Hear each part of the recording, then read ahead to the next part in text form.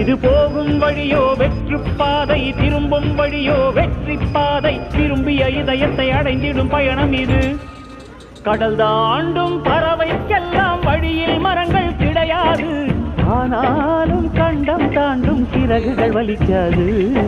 மலையேறும் எறும்பின் கால்கள் வெயிலை மிதித்து உடையாது. மனதோடு காதல் வந்தால் மனிதா தடையேது.